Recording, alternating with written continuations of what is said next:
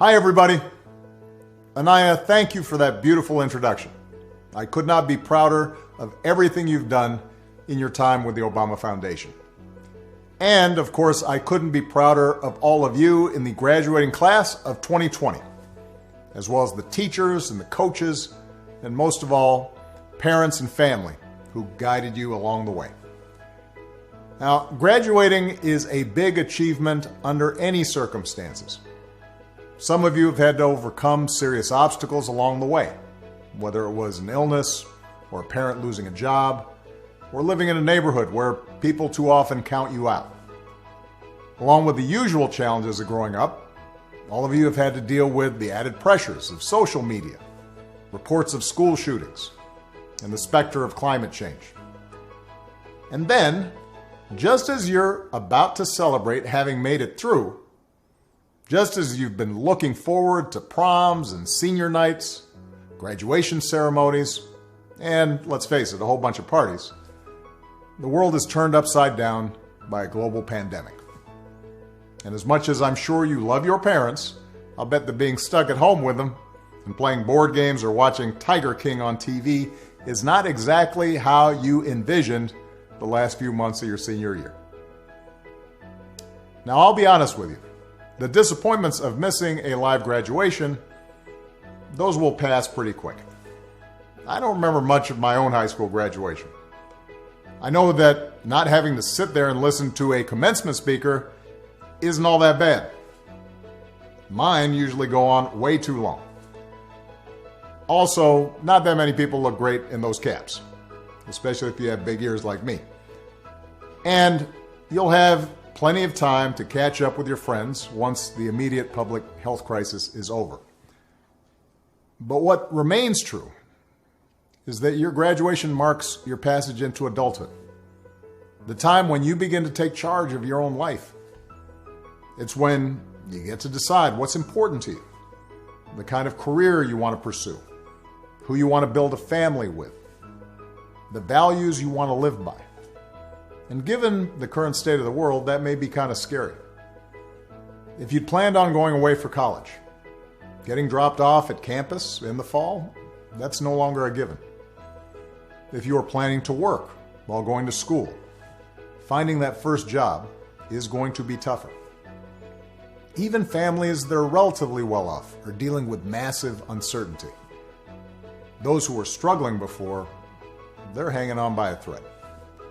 All of which means that you're going to have to grow up faster than some generations. This pandemic has shaken up the status quo and laid bare a lot of our country's deep-seated problems, from massive economic inequality to ongoing racial disparities to a lack of basic health care for people who need it. It's woken a lot of young people up to the fact that the old ways of doing things just don't work. That it doesn't matter how much money you make if everyone around you is hungry and sick.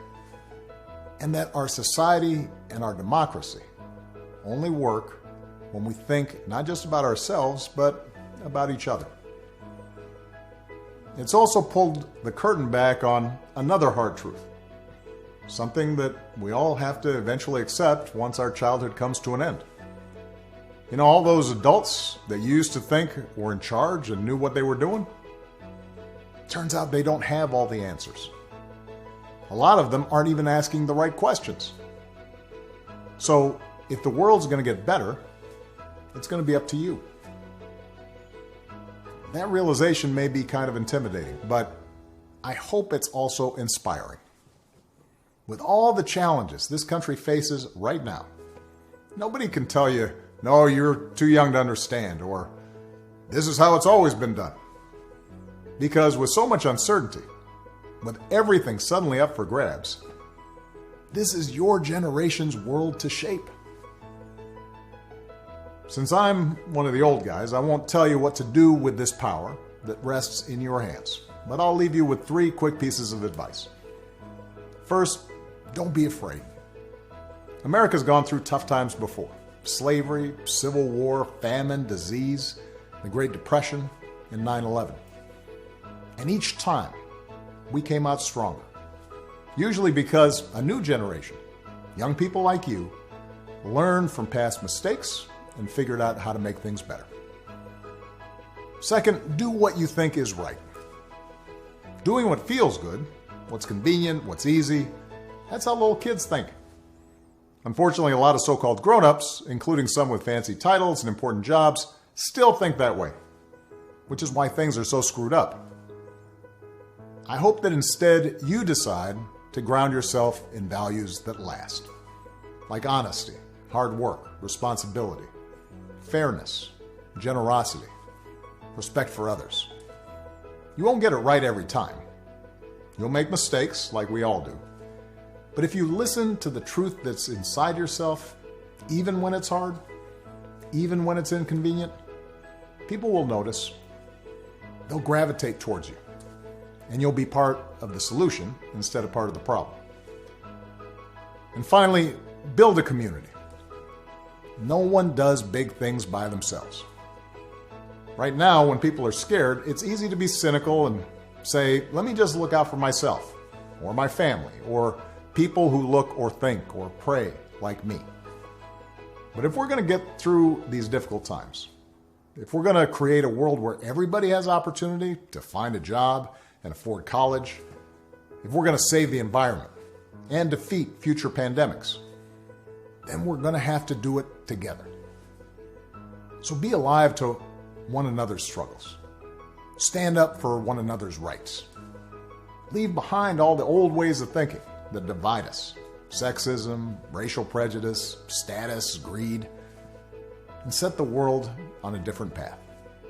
When you need help, Michelle and I have made it the mission of our foundation to give young people like you the skills and support to lead in your own communities and to connect you with other young leaders around the country and around the globe.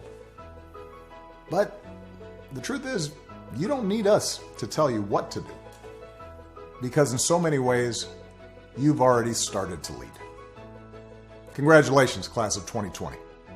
Keep making us proud.